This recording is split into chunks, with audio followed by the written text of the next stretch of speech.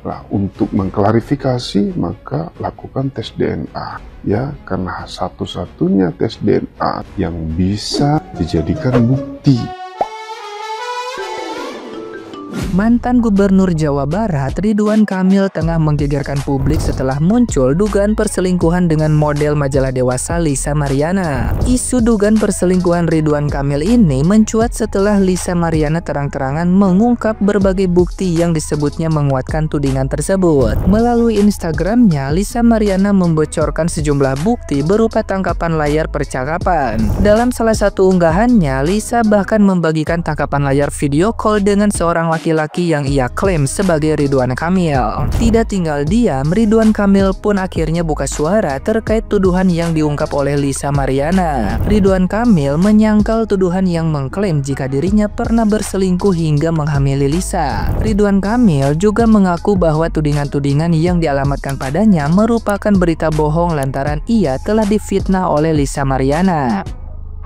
Atas kehebohan isu ini, Ridwan Kamil mengatakan bakal menggandeng tim hukum untuk menyelesaikan masalah yang disebutnya sebagai fitnah tersebut. Sontak saja, klarifikasi Ridwan Kamil tersebut menuai banyak komentar dari netizen yang budiman. Namun, alih-alih percaya dengan klarifikasi Ridwan Kamil, netizen yang budiman malah menantang Ridwan Kamil untuk melakukan tes DNA untuk membuktikan perkataannya. Selain ditantang untuk tes DNA, banyak pula netizen yang berbakti menyayangkan perilaku Ridwan Kamil tersebut. Mengingat selama ini Ridwan Kamil dikenal sebagai sosok family man yang selalu tampil bucin dengan sang istri Atalia Praratya.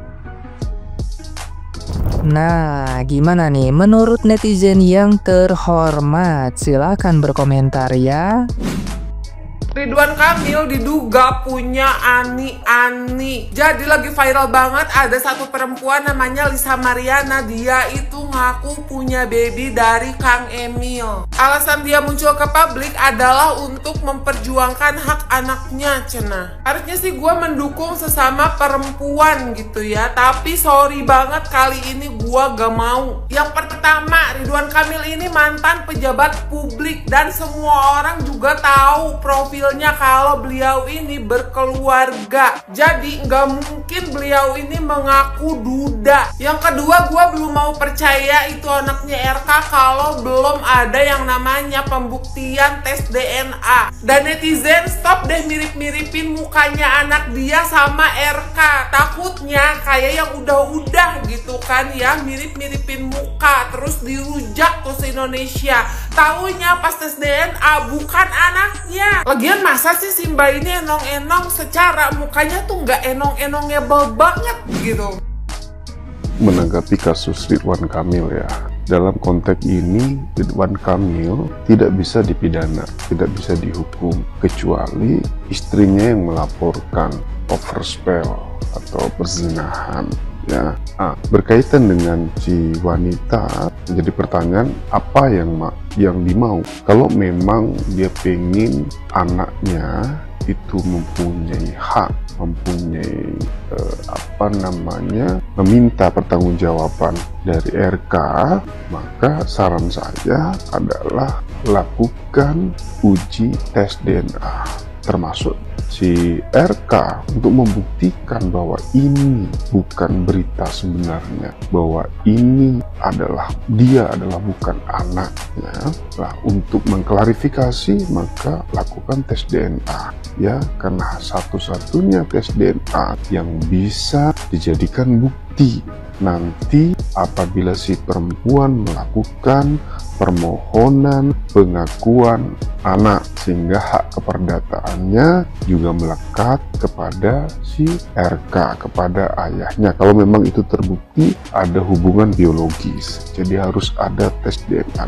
Jadi untuk keduanya, untuk mengklarifikasi kebenaran, maka lakukan tes DNA. Tapi kalau ada yang tidak mau, jadi pertanyaan, kenapa? Baru tahu lah aku ya woy, ternyata adalah berita yang lagi hot-hotnya perselingkuhan antara lansia dengan wanita murcok. Intinya semua itu nggak akan terjadi kalau nggak sama-sama mau.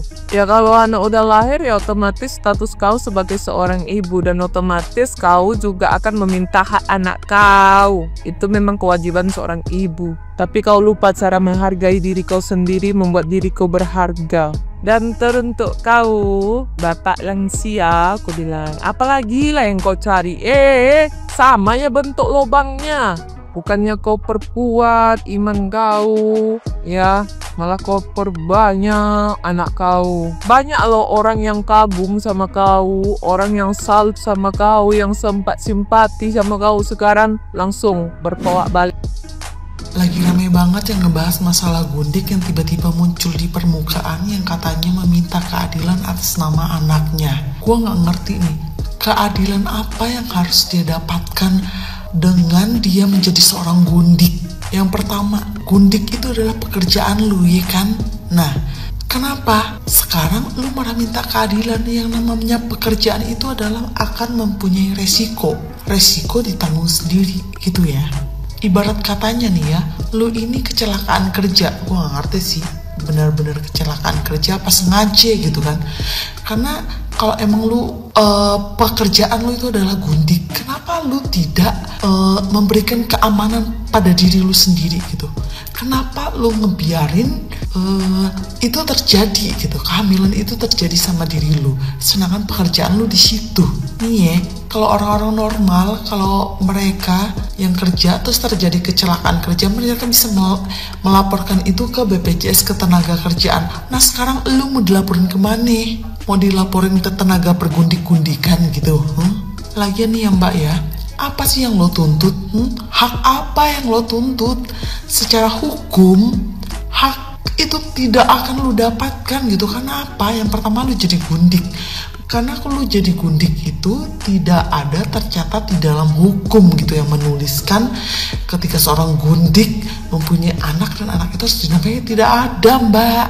Itu adalah karena kesalahan kamu sendiri dan resiko kamu karena kamu sudah menjadi gundik. Jadi ya udah. Terus yang anehnya nih ya, tadi gue kepoin sosial medianya dia dan lu tahu malah banyak banget yang endorse dia. Kenapa sih di Konoha ini kalau misalnya orang yang bermasalah begitu-begitu malah dikasih panggung, malah sekarang banyak dapat endorse. Jangan sampai nih ya, bentar lagi dia diundang di TV-TV apa atau di podcast. Kenapa sih jadinya gundik-gundik ini kayak merasa hebat gitu, kayak ngerasa emang mereka itu harus dilindungin, kayak mereka itu emang ngerasa punya hak gitu. Padahal apa? Mereka itu mengambil hak istri sah, mengambil hak anak sah gitu, menghancurkan kebahagiaan orang lain. Seharusnya mereka itu tidak diberi panggung. Kenapa sih gundik-gundik ini harus apa ya? Ketika mereka memunculkan yang kayak begini tuh masih ada yang ngedukung. Herman deh. Rek, lagi rame di jagat media sosial ada politisi atau politikus yang katanya punya wanita lain. Aku tuh sebenarnya nggak tahu ya. Jadi tadi malam itu anakku ngasih tahu, ini loh, mah ternyata ini nih dia cerita. Akhirnya kepo lah aku lihat ke di sosmed gitu. Nah ternyata itu di story-nya diposting dong muka si bapak itu walaupun ditutupin stiker. Terus kemudian yang lebih bikin aku itu ngerasa aduh kok anaknya itu dipublish gitu loh. Buat apa? Supaya orang-orang tahu kalau itu anaknya si bapak itu. Harusnya begini loh ya, harusnya begini. Kalau urusan orang dewasa itu mau jadi orang ketiga atau apa, itu urusan antar orang dewasa. Anak-anak itu sekali lagi jangan diikutkan atau jangan dilibatkan. Nah katanya kenapa dia itu mempublish? Ya karena si bapak itu dianggap ingkar janji. Mbak harus tahu bagaimana posisi orang ketiga, keempat, kelima itu itu ya resikonya seperti itu. Harusnya sebelum jadi pihak ketiga itu sudah harus memikirkan resiko yang terjadi, termasuk ketika berhubungan itu kan kemungkinan punya anak itu pasti ada gitu loh. Nah kalau nggak mau ambil resiko bahwa anak itu bakalan mungkin tidak dikasih tanggung jawab, atau bapaknya tidak bertanggung jawab, tidak dinafkahi, itu yang menjadi resiko kamu itu. Jadi jangan sekarang kemudian koar-koar atau rame minta pertanggungjawaban yang nggak ada secara hukum, karena anak yang memang lahir di luar pernikahan itu tidak punya hak kepada orang tua, kepada bapaknya, bapaknya tidak bertanggung jawab lah, intinya begitu. Jangan sekarang rame minta pertanggungjawaban si bapak, ya itu resiko kamu. Sebagai perempuan memang harusnya pintar. Kalau begini ya akhirnya begini, itu loh kalau menurut aku. Sekarang ini terus kalau ngomong kasihan anaknya gini, kamu kalau kasihan sama anakmu harusnya sebelumnya mikir kenapa sampai bisa punya anak gitu. Ya jangan percayalah sama janji-janjinya siapapun, jangan percaya. Orang yang yang pernikahan sah aja ada dokumen, ada surat-suratnya aja, itu orang laki-laki bisa kabur, apalagi kamu sebagai orang ketiga. Jadi secara hukum juga nggak akan bisa menuntut gimana-gimana.